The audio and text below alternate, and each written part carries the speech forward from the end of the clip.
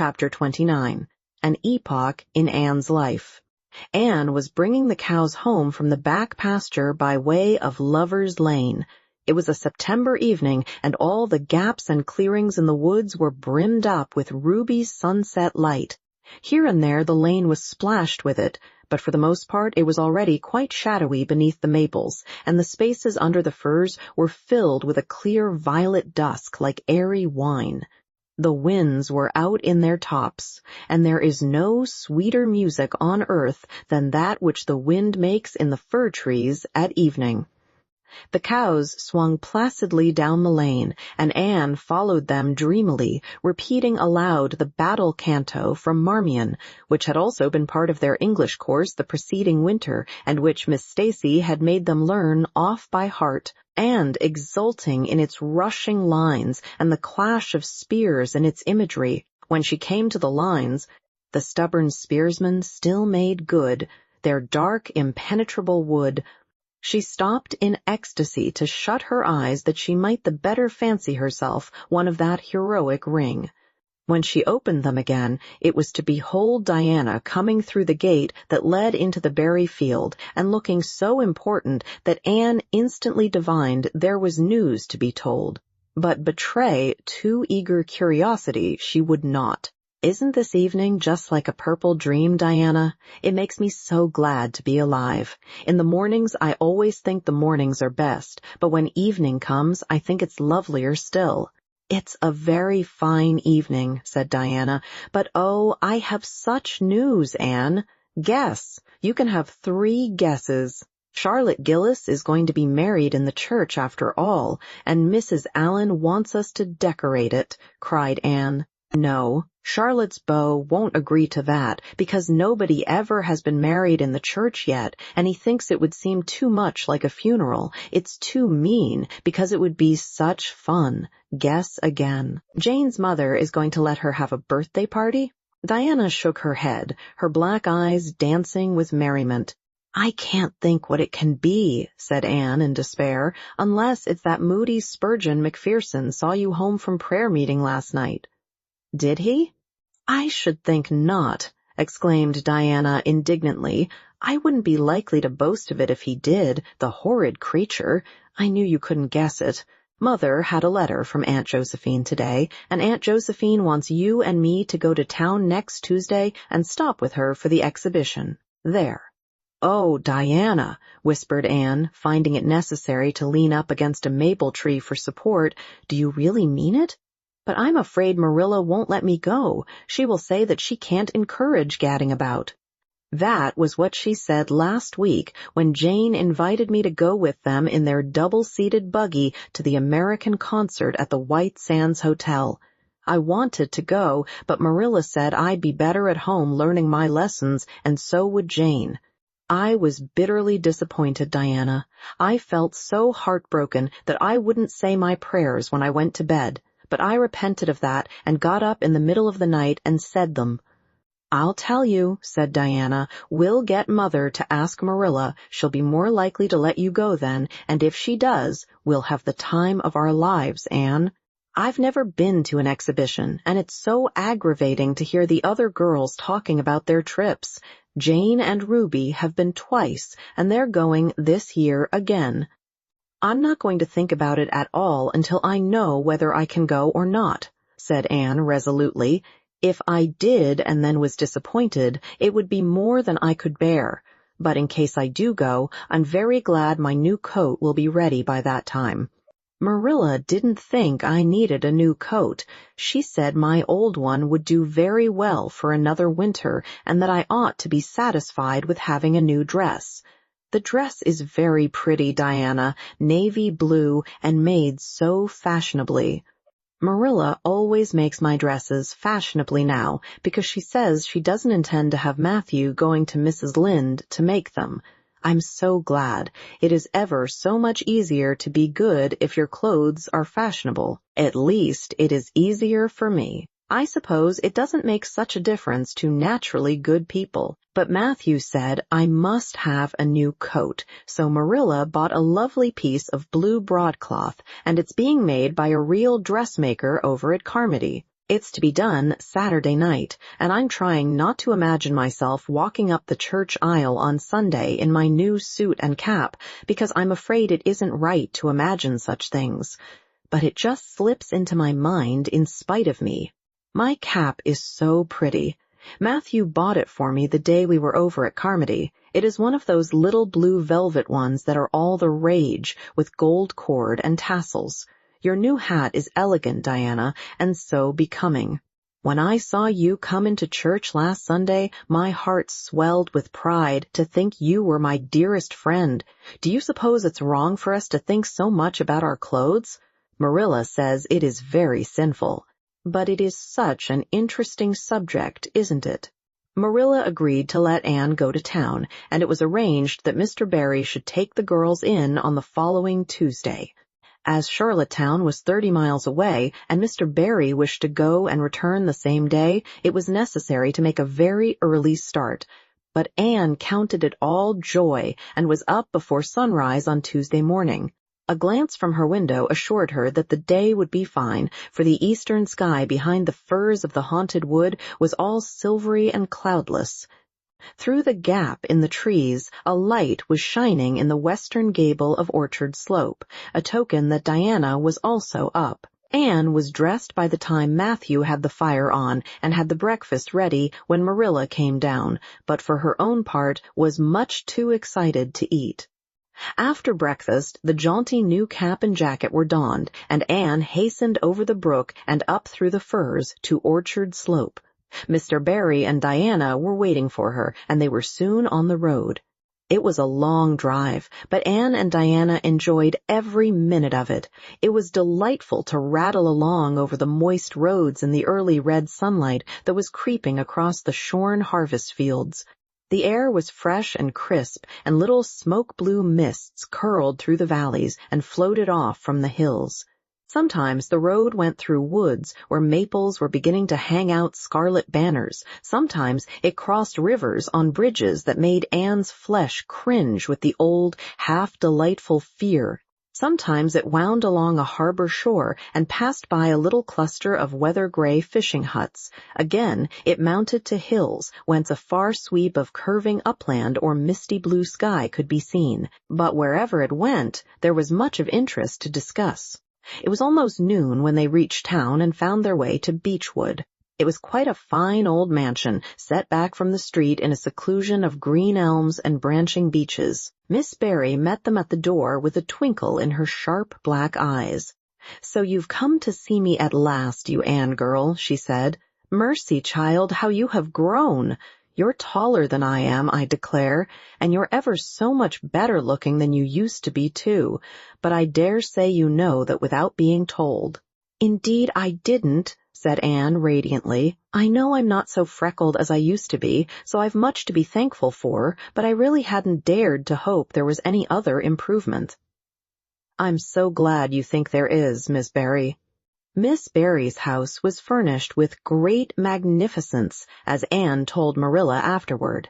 The two little country girls were rather abashed by the splendor of the parlor where Miss Barry left them when she went to see about dinner. "Isn't it just like a palace?" whispered Diana. "I never was in Aunt Josephine's house before, and I'd no idea it was so grand. I just wish Julia Bell could see this. She puts on such airs about her mother's parlor." "Velvet carpet," sighed Anne luxuriously, "and silk curtains. I've dreamed of such things, Diana, but do you know I don't believe I feel very comfortable with them after all. There are so many things in this room, and all so splendid that there is no scope for imagination. That is one consolation when you are poor. There are so many more things you can imagine about. Their sojourn in town was something that Anne and Diana dated from for years. From first to last, it was crowded with delights. On Wednesday, Miss Barry took them to the exhibition grounds and kept them there all day. It was splendid, Anne related to Marilla later on. I never imagined anything so interesting. I don't really know which department was the most interesting. I think I liked the horses and the flowers and the fancy work best. Josie Pye took first prize for knitted lace. I was real glad she did, and I was glad that I felt glad, for it shows I'm improving, don't you think, Marilla, when I can rejoice in Josie's success? Mr. Harmon Andrews took second prize for Gravenstein apples, and Mr. Bell took first prize for a pig. Diana said she thought it was ridiculous for a Sunday school superintendent to take a prize in pigs, but I don't see why. Do you? She said she would always think of it after this when he was praying so solemnly. Clara Louise McPherson took a prize for painting, and Mrs. Lynde got first prize for homemade butter and cheese. So Avonlea was pretty well represented, wasn't it? Mrs. Lynde was there that day, and I never knew how much I really liked her until I saw her familiar face among all those strangers. There were thousands of people there, Marilla. It made me feel dreadfully insignificant. And Miss Barry took us up to the grandstand to see the horse races. Mrs. Lynde wouldn't go. She said horse racing was an abomination, and she, being a church member, thought it her bounden duty to set a good example by staying away. But there were so many there, I don't believe Mrs. Lynde's absence would ever be noticed. I don't think, though, that I ought to go very often to horse races, because they are awfully fascinating. Diana got so excited that she offered to bet me 10 cents that the red horse would win. I didn't believe he would, but I refused to bet because I wanted to tell Mrs. Allen all about everything, and I felt sure it wouldn't do to tell her that. It's always wrong to do anything you can't tell the minister's wife. It's as good as an extra conscience to have a minister's wife for your friend. And I was very glad I didn't bet, because the red horse did win, and I would have lost 10 cents. So you see that virtue was its own reward. We saw a man go up in a balloon. I'd love to go up in a balloon, Marilla. It would be simply thrilling. And we saw a man selling fortunes. You paid him 10 cents, and a little bird picked out your fortune for you. Miss Barry gave Diana and me 10 cents each to have our fortunes told. Mine was that I would marry a dark-complected man who was very wealthy, and I would go across water to live. I looked carefully at all the dark men I saw after that, but I didn't care much for any of them, and anyhow, I suppose it's too early to be looking out for him yet. Oh, it was a never-to-be-forgotten day, Marilla. I was so tired I couldn't sleep at night. Miss Barry put us in the spare room, according to promise. It was an elegant room, Marilla, but somehow sleeping in a spare room isn't what I used to think it was. That's the worst of growing up, and I'm beginning to realize it. The things you wanted so much when you were a child don't seem half so wonderful to you when you get them. Thursday, the girls had a drive in the park, and in the evening, Miss Barry took them to a concert in the Academy of Music, where a noted prima donna was to sing. To Anne, the evening was a glittering vision of delight. Oh, Marilla, it was beyond description. I was so excited I couldn't even talk, so you may know what it was like. I just sat in enraptured silence. Madame Selitsky was perfectly beautiful and wore white satin and diamonds. But when she began to sing, I never thought about anything else. Oh, I can't tell you how I felt, but it seemed to me that it could never be hard to be good anymore. I felt like I do when I look up to the stars. Tears came into my eyes, but oh, they were such happy tears. I was so sorry when it was all over, and I told Miss Barry I didn't see how I was ever to return to common life again. She said she thought if we went over to the restaurant across the street and had an ice cream, it might help me. That sounded so prosaic, but to my surprise, I found it true. The ice cream was delicious, Marilla, and it was so lovely and dissipated to be sitting there eating it at 11 o'clock at night. Diana said she believed she was born for city life. Miss Barry asked me what my opinion was, but I said I would have to think it over very seriously before I could tell her what I really thought. So I thought it over after I went to bed. That is the best time to think things out. And I came to the conclusion, Marilla, that I wasn't born for city life and that I was glad of it. It's nice to be eating ice cream at brilliant restaurants at 11 o'clock at night once in a while, but as a regular thing, I'd rather be in the East Gable at 11, sound asleep, but kind of knowing even in my sleep that the stars were shining outside and that the wind was blowing in the firs across the brook. I told Miss Barry so at breakfast the next morning, and she laughed. Miss Barry generally laughed at anything I said, even when I said the most solemn things. I don't think I liked it, Marilla, because I wasn't trying to be funny. But she is a most hospitable lady and treated us royally. Friday brought going-home time, and Mr. Barry drove in for the girls. "Well, I hope you've enjoyed yourselves," said Miss Barry as she bade them goodbye. "Indeed we have," said Diana. "And you, Anne girl?" "I've enjoyed every minute of the time," said Anne, throwing her arms impulsively about the old woman's neck and kissing her wrinkled cheek. Diana would never have dared to do such a thing and felt rather aghast at Anne's freedom. But Miss Barry was pleased, and she stood on her veranda and watched the buggy out of sight. Then she went back into her big house with a sigh. It seemed very lonely, lacking those fresh young lives. Miss Barry was a rather selfish old lady, if the truth must be told, and had never cared much for anybody but herself. She valued people only as they were of service to her or amused her. Anne had amused her, and consequently stood high in the old lady's good graces. But Miss Barry found herself thinking less about Anne's quaint speeches than of her fresh enthusiasms, her transparent emotions, her little winning ways, and the sweetness of her eyes and lips. "I thought Marilla Cuthbert was an old fool when I heard she'd adopted a girl out of an orphan asylum," she said to herself, "but I guess she didn't make much of a mistake after all.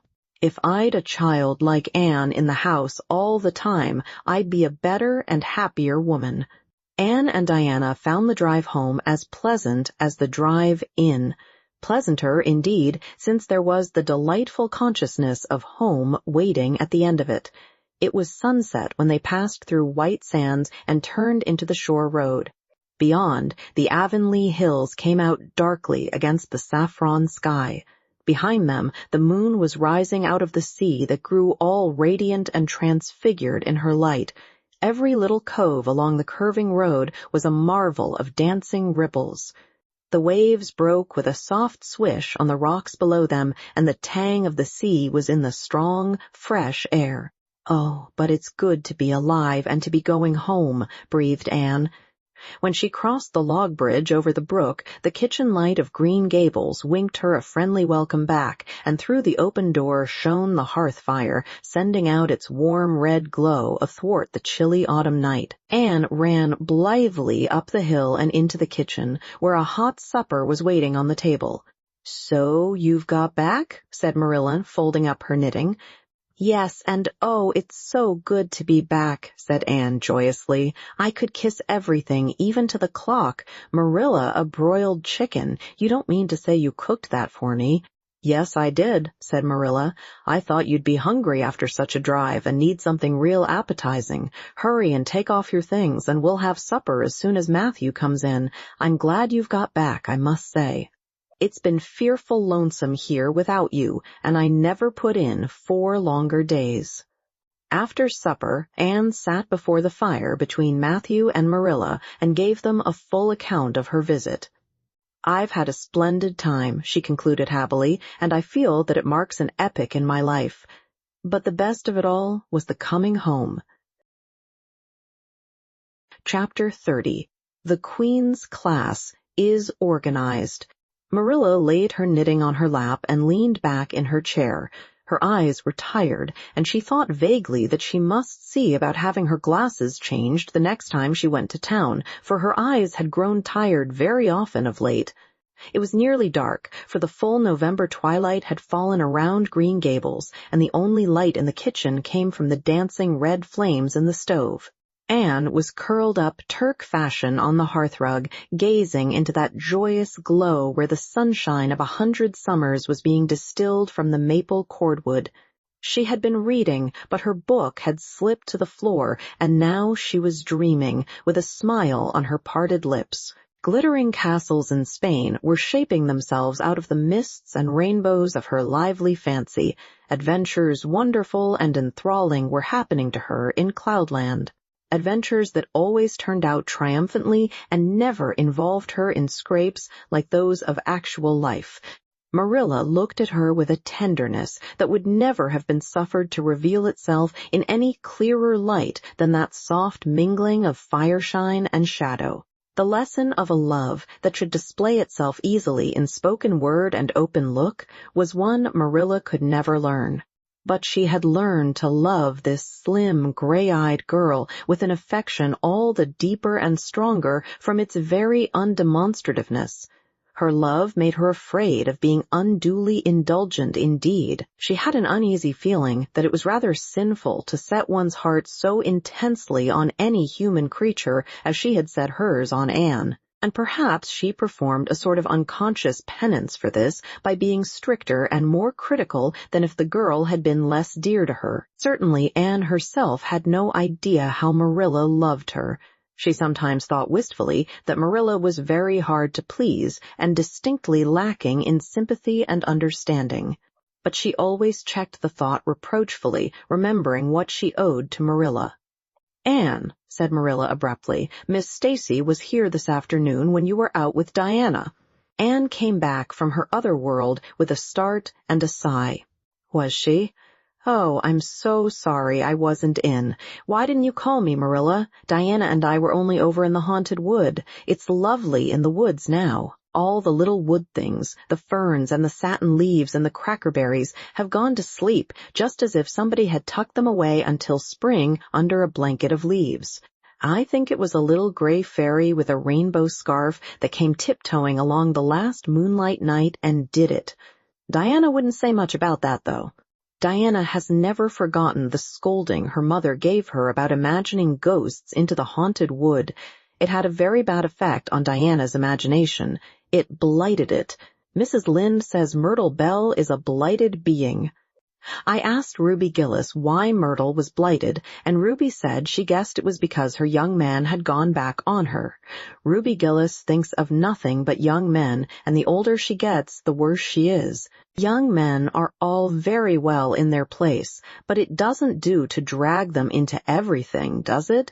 Diana and I are thinking seriously of promising each other that we will never marry, but be nice old maids and live together forever. Diana hasn't quite made up her mind, though, because she thinks perhaps it would be nobler to marry some wild, dashing, wicked young man and reform him. Diana and I talk a great deal about serious subjects now, you know. We feel that we are so much older than we used to be that it isn't becoming to talk of childish matters. It's such a solemn thing to be almost 14, Marilla. Miss Stacy took all us girls who are in our teens down to the brook last Wednesday and talked to us about it. She said we couldn't be too careful what habits we formed and what ideals we acquired in our teens, because by the time we were 20, our characters would be developed and the foundation laid for our whole future life. And she said if the foundation was shaky, we could never build anything really worthwhile on it. Diana and I talked the matter over coming home from school. We felt extremely solemn, Marilla, and we decided that we would try to be very careful indeed and form respectable habits and learn all we could and be as sensible as possible so that by the time we were 20, our characters would be properly developed. It's perfectly appalling to think of being 20, Marilla. It sounds so fearfully old and grown up. But why was Miss Stacy here this afternoon? That is what I want to tell you, Anne, if you'll ever give me a chance to get a word in edgewise. She was talking about you. About me? Anne looked rather scared. Then she flushed and exclaimed, "Oh, I know what she was saying. I meant to tell you, Marilla, honestly I did, but I forgot. Miss Stacy caught me reading Ben-Hur in school yesterday afternoon when I should have been studying my Canadian history. Jane Andrews lent it to me. I was reading it at dinner hour, and I had just got to the chariot race when school went in." I was simply wild to know how it turned out, although I felt sure Ben-Hur must win because it wouldn't be poetical justice if he didn't, so I spread the history open on my desk lid and then tucked Ben-Hur between the desk and my knee. I just looked as if I were studying Canadian history, while all the while I was reveling in Ben-Hur. I was so interested in it that I never noticed Miss Stacy coming down the aisle until all at once I just looked up, and there she was looking down at me, so reproachful-like. I can't tell you how ashamed I felt, Marilla, especially when I heard Josie Pye giggling. Miss Stacy took Ben-Hur away, but she never said a word then. She kept me in at recess and talked to me. She said I had done very wrong in 2 respects.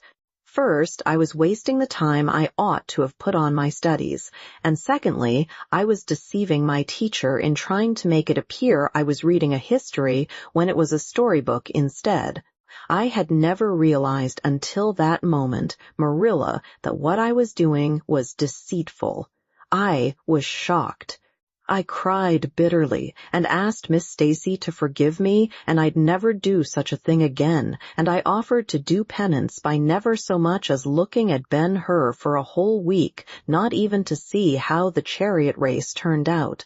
But Miss Stacy said she wouldn't require that, and she forgave me freely, so I think it wasn't very kind of her to come up here to you about it after all. Miss Stacy never mentioned such a thing to me, Anne, and it's only your guilty conscience that's the matter with you. You have no business to be taking storybooks to school. You read too many novels anyhow. When I was a girl, I wasn't so much as allowed to look at a novel. Oh, how can you call Ben-Hur a novel when it's really such a religious book? Protested Anne. Of course it's a little too exciting to be proper reading for Sunday, and I only read it on weekdays. And I never read any book now, unless either Miss Stacy or Mrs. Allen thinks it is a proper book for a girl 13 3/4 to read. Miss Stacy made me promise that. She found me reading a book one day called The Lurid Mystery of the Haunted Hall. It was one Ruby Gillis had lent me, and, oh, Marilla, it was so fascinating and creepy. It just curdled the blood in my veins. But Miss Stacy said it was a very silly, unwholesome book, and she asked me not to read any more of it or any like it. I didn't mind promising not to read any more like it, but it was agonizing to give back that book without knowing how it turned out. But my love for Miss Stacy stood the test, and I did. It's really wonderful, Marilla, what you can do when you're truly anxious to please a certain person. Well, I guess I'll light the lamp and get to work, said Marilla. I see plainly that you don't want to hear what Miss Stacy had to say. You're more interested in the sound of your own tongue than in anything else. Oh, indeed, Marilla, I do want to hear it, cried Anne contritely. I won't say another word, not one.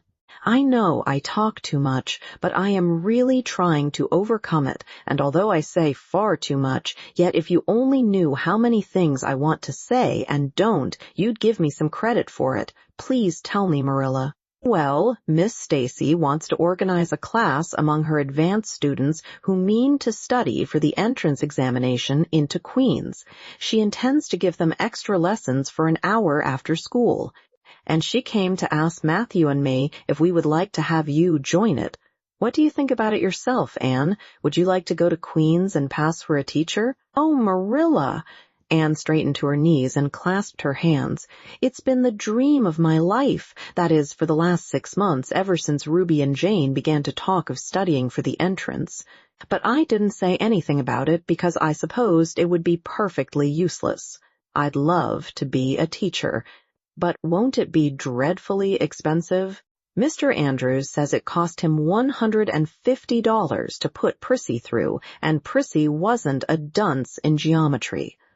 I guess you needn't worry about that part of it. When Matthew and I took you to bring up, we resolved we would do the best we could for you and give you a good education.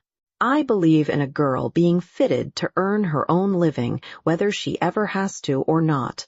You'll always have a home at Green Gables as long as Matthew and I are here, but nobody knows what is going to happen in this uncertain world, and it's just as well to be prepared, so you can join the Queen's class if you like, Anne."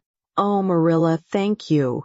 Anne flung her arms about Marilla's waist and looked up earnestly into her face. "I'm extremely grateful to you and Matthew, and I'll study as hard as I can and do my very best to be a credit to you. I warn you not to expect much in geometry, but I think I can hold my own in anything else if I work hard." "I dare say you'll get along well enough. Miss Stacy says you are bright and diligent." Not for worlds would Marilla have told Anne just what Miss Stacy had said about her. That would have been to pamper vanity. You needn't rush to any extreme of killing yourself over your books. There is no hurry. You won't be ready to try the entrance for 1.5 years yet, but it's well to begin in time and be thoroughly grounded, Miss Stacy says. "I shall take more interest than ever in my studies now," said Anne blissfully, "because I have a purpose in life. Mr. Allen says everybody should have a purpose in life and pursue it faithfully. Only he says we must first make sure that it is a worthy purpose. I would call it a worthy purpose to want to be a teacher like Miss Stacy, wouldn't you, Marilla? I think it's a very noble profession." The Queen's class was organized in due time. Gilbert Blythe, Anne Shirley, Ruby Gillis, Jane Andrews, Josie Pye, Charlie Sloane, and Moody Spurgeon McPherson joined it. Diana Barry did not, as her parents did not intend to send her to Queen's. This seemed nothing short of a calamity to Anne. Never, since the night on which Minnie May had had the croup, had she and Diana been separated in anything. On the evening when the Queen's class first remained in school for the extra lessons, and Anne saw Diana go slowly out with the others to walk home alone through the birch path and violet vale, it was all the former could do to keep her seat and refrain from rushing impulsively after her chum. A lump came into her throat, and she hastily retired behind the pages of her uplifted Latin grammar to hide the tears in her eyes. Not for worlds would Anne have had Gilbert Blythe or Josie Pye see those tears.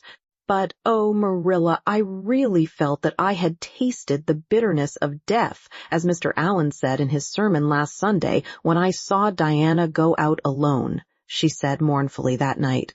I thought how splendid it would have been if Diana had only been going to study for the entrance, too. But we can't have things perfect in this imperfect world, as Mrs. Lynde says.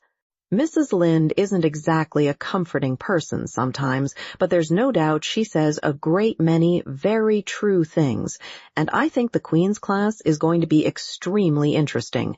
Jane and Ruby are just going to study to be teachers. That is the height of their ambition. Ruby says she will only teach for 2 years after she gets through, and then she intends to be married. Jane says she will devote her whole life to teaching, and never, never marry, because you are paid a salary for teaching, but a husband won't pay you anything, and growls if you ask for a share in the egg and butter money. I expect Jane speaks from mournful experience, for Mrs. Lynde says that her father is a perfect old crank and meaner than second skimmings. Josie Pye says she is just going to college for education's sake because she won't have to earn her own living. She says of course it is different with orphans who are living on charity. They have to hustle. Moody Spurgeon is going to be a minister. Mrs. Lynde says he couldn't be anything else with a name like that to live up to. I hope it isn't wicked of me, Marilla, but really the thought of Moody Spurgeon being a minister makes me laugh. He's such a funny-looking boy with that big fat face and his little blue eyes and his ears sticking out like flaps. But perhaps he will be more intellectual-looking when he grows up. Charlie Sloane says he's going to go into politics and be a member of Parliament, but Mrs. Lynde says he'll never succeed at that because the Sloanes are all honest people and it's only rascals that get on in politics nowadays. "What is Gilbert Blythe going to be?" queried Marilla, seeing that Anne was opening her Kaiser. "I don't happen to know what Gilbert Blythe's ambition in life is, if he has any," said Anne scornfully. There was open rivalry between Gilbert and Anne now. Previously, the rivalry had been rather one-sided, but there was no longer any doubt that Gilbert was as determined to be first in class as Anne was. He was a foeman worthy of her steel. The other members of the class tacitly acknowledged their superiority and never dreamed of trying to compete with them. Since the day by the pond when she had refused to listen to his plea for forgiveness, Gilbert, save for the aforesaid determined rivalry, had evinced no recognition whatever of the existence of Anne Shirley. He talked and jested with the other girls, exchanged books and puzzles with them, discussed lessons and plans, sometimes walked home with one or the other of them from prayer meeting or debating club. But Anne Shirley he simply ignored, and Anne found out that it is not pleasant to be ignored. It was in vain that she told herself with a toss of her head that she did not care. Deep down in her wayward, feminine little heart, she knew that she did care, and that if she had that chance of the Lake of Shining Waters again, she would answer very differently. All at once, as it seemed, and to her secret dismay, she found that the old resentment she had cherished against him was gone, just when she most needed its sustaining power. It was in vain that she recalled every incident and emotion of that memorable occasion and tried to feel the old satisfying anger. That day by the pond had witnessed its last spasmodic flicker. Anne realized that she had forgiven and forgotten without knowing it. But it was too late, and at least neither Gilbert nor anybody else, not even Diana, should ever suspect how sorry she was and how much she wished she hadn't been so proud and horrid. She determined to shroud her feelings in deepest oblivion, and it may be stated here and now that she did it so successfully that Gilbert, who possibly was not quite so indifferent as he seemed, could not console himself with any belief that Anne felt his retaliatory scorn. The only poor comfort he had was that she snubbed Charlie Sloane, unmercifully, continually, and undeservedly. Otherwise, the winter passed away in a round of pleasant duties and studies. For Anne, the days slipped by like golden beads on the necklace of the year. She was happy, eager, interested. There were lessons to be learned and honor to be won, delightful books to read, new pieces to be practiced for the Sunday school choir, pleasant Saturday afternoons at the manse with Mrs. Allen, and then, almost before Anne realized it, spring had come again to Green Gables, and all the world was abloom once more. Studies palled just a wee bit then. The Queen's class, left behind in school, while the others, scattered to green lanes and leafy woodcuts and meadow byways, looked wistfully out of the windows and discovered that Latin verbs and French exercises had somehow lost the tang and zest they had possessed in the crisp winter months. Even Anne and Gilbert lagged and grew indifferent. Teacher and taught were alike glad when the term was ended and the glad vacation days stretched rosily before them. "But you've done good work this past year," Miss Stacy told them on the last evening, "and you deserve a good, jolly vacation. Have the best time you can in the out-of-door world and lay in a good stock of health and vitality and ambition to carry you through next year. It will be the tug of war, you know, the last year before the entrance." "Are you going to be back next year, Miss Stacy?" asked Josie Pye. Josie Pye never scrupled to ask questions. In this instance, the rest of the class felt grateful to her.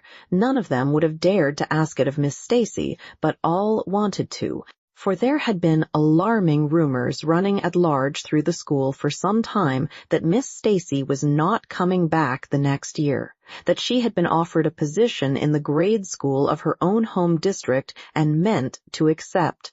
The Queen's class listened in breathless suspense for her answer. "Yes, I think I will," said Miss Stacy. "I thought of taking another school, but I have decided to come back to Avonlea. To tell the truth, I've grown so interested in my pupils here that I found I couldn't leave them. So I'll stay and see you through." "Hurrah!" said Moody Spurgeon. Moody Spurgeon had never been so carried away by his feelings before, and he blushed uncomfortably every time he thought about it for a week. "Oh, I'm so glad," said Anne with shining eyes. "Dear Stacy, it would be perfectly dreadful if you didn't come back. I don't believe I could have the heart to go on with my studies at all if another teacher came here." When Anne got home that night, she stacked all her textbooks away in an old trunk in the attic, locked it, and threw the key into the blanket box. "I'm not even going to look at a school book in vacation," she told Marilla. "I've studied as hard all the term as I possibly could, and I've pored over that geometry until I know every proposition in the first book off by heart, even when the letters are changed. I just feel tired of everything sensible, and I'm going to let my imagination run riot for the summer.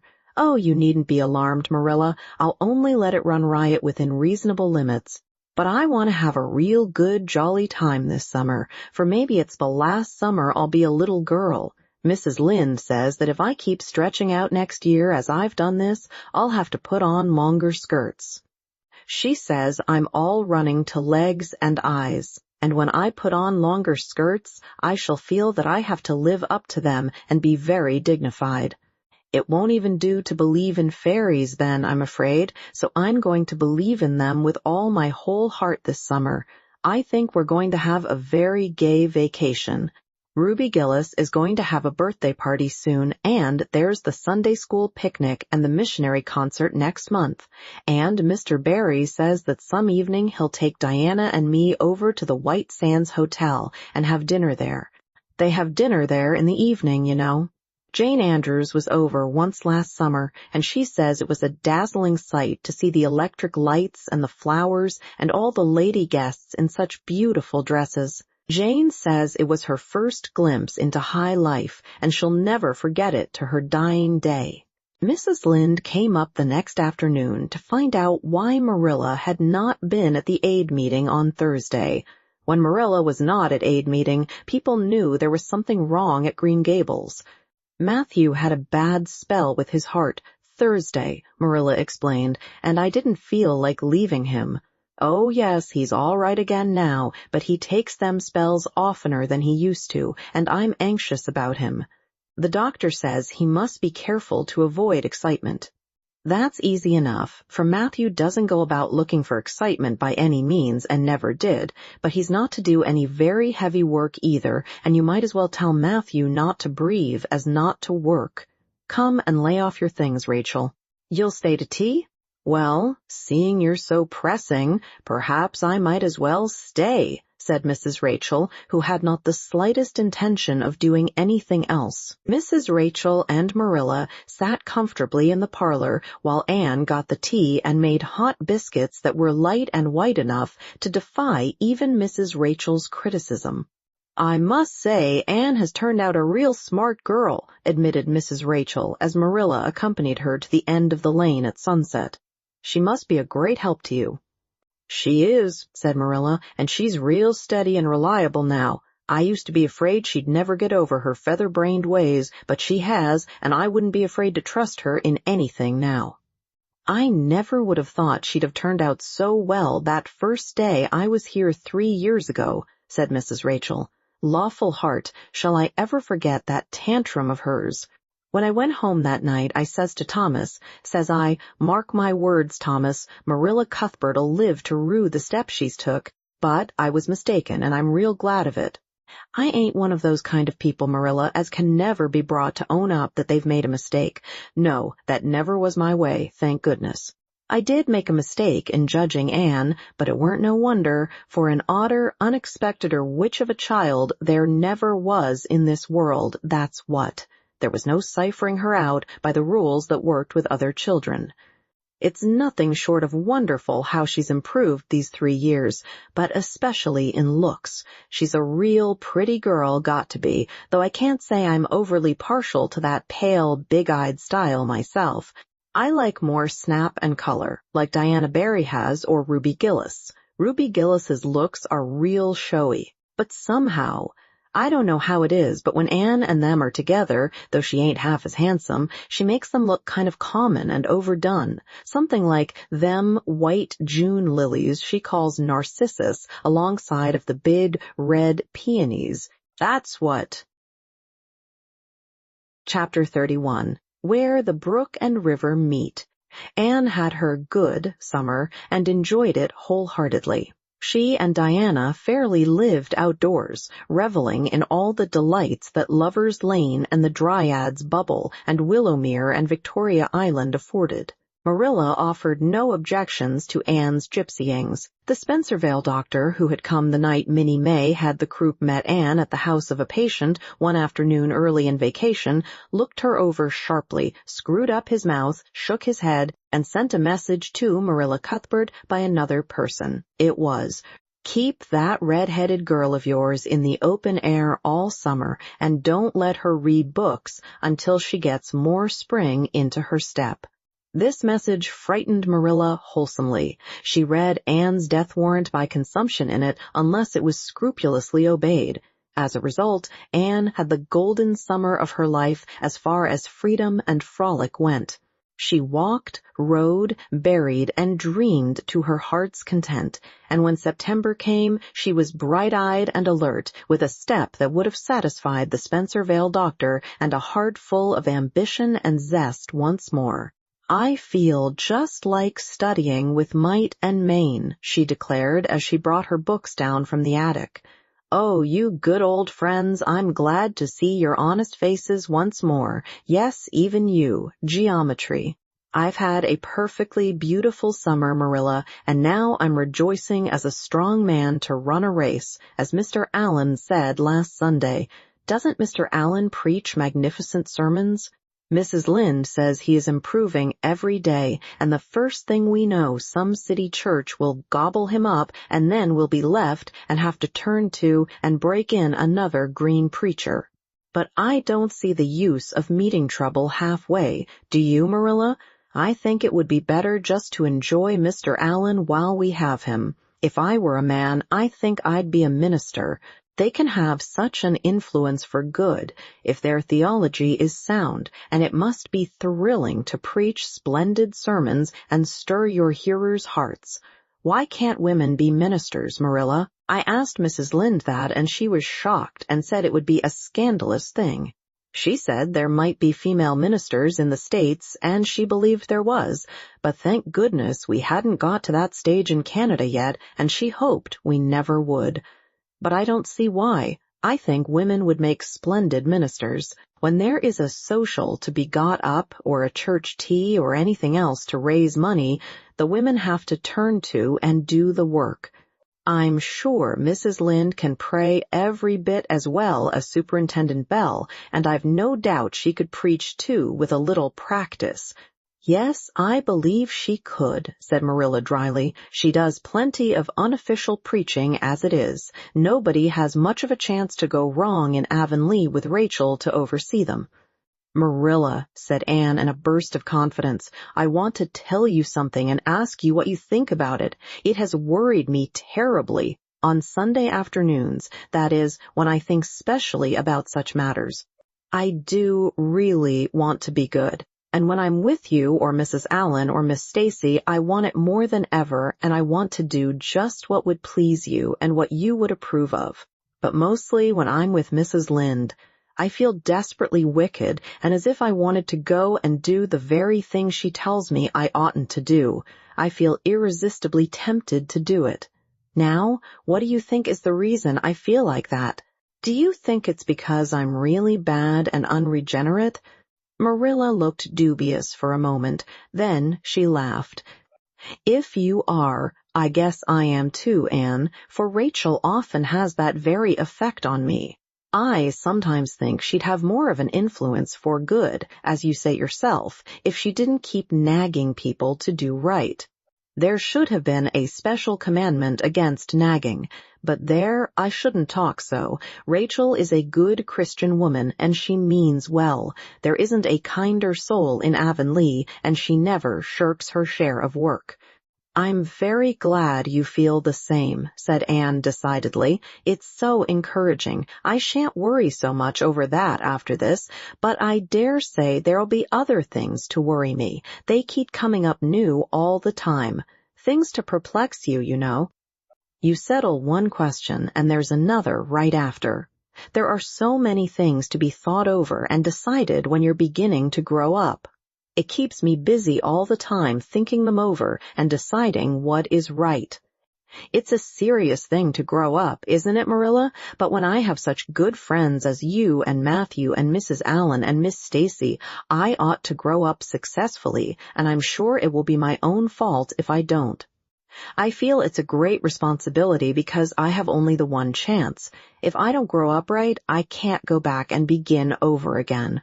I've grown 2 inches this summer, Marilla. Mr. Gillis measured me at Ruby's party.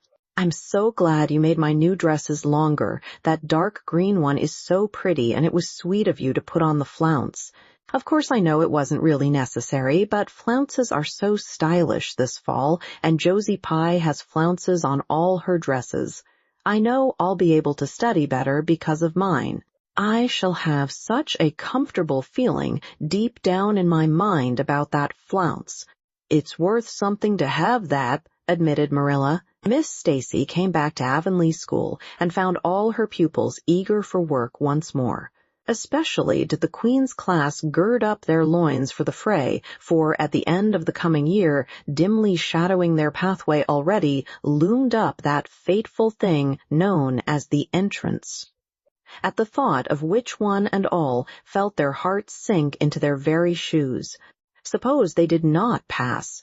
That thought was doomed to haunt Anne through the waking hours of that winter, Sunday afternoons inclusive, to the almost entire exclusion of moral and theological problems. When Anne had bad dreams, she found herself staring miserably at pass lists of the entrance exams, where Gilbert Blythe's name was blazoned at the top and in which hers did not appear at all. But it was a jolly, busy, happy, swift-flying winter. Schoolwork was as interesting, class rivalry as absorbing as of yore. New worlds of thought, feeling, and ambition, fresh, fascinating fields of unexplored knowledge seemed to be opening out before Anne's eager eyes.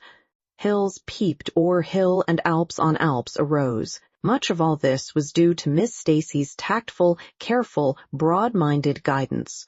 She led her class to think and explore and discover for themselves, and encouraged straying from the old beaten paths to a degree that quite shocked Mrs. Lynde and the school trustees, who viewed all innovations on established methods rather dubiously.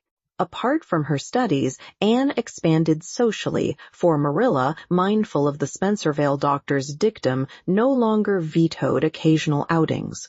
The debating club flourished and gave several concerts.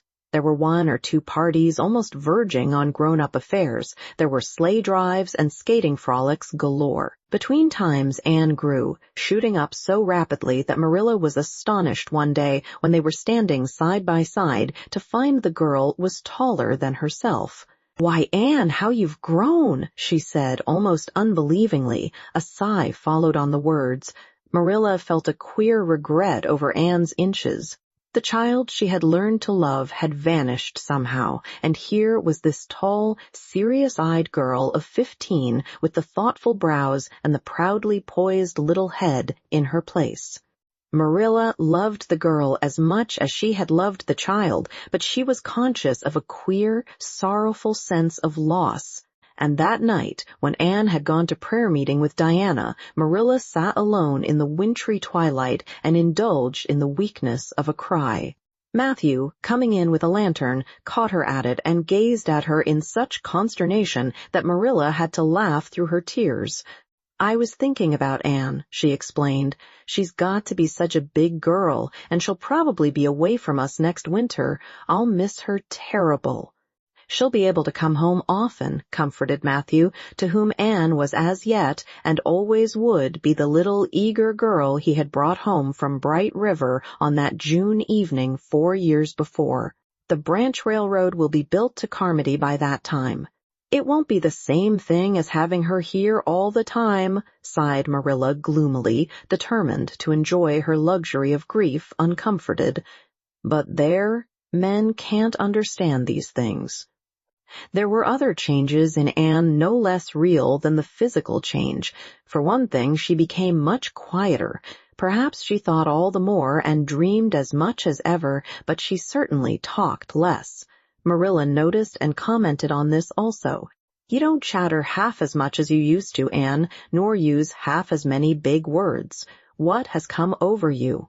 Anne colored and laughed a little as she dropped her book and looked dreamily out of the window, where big fat red buds were bursting out on the creeper in response to the lure of the spring sunshine.